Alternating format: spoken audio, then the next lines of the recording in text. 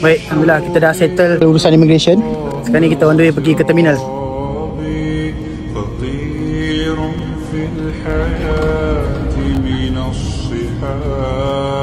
Kita dah sampai kat terminal. Kita tengah tunggu untuk boarding kapal terbang. Okay, kita punya gate C17. Apa tu? First time naik kapal terbang.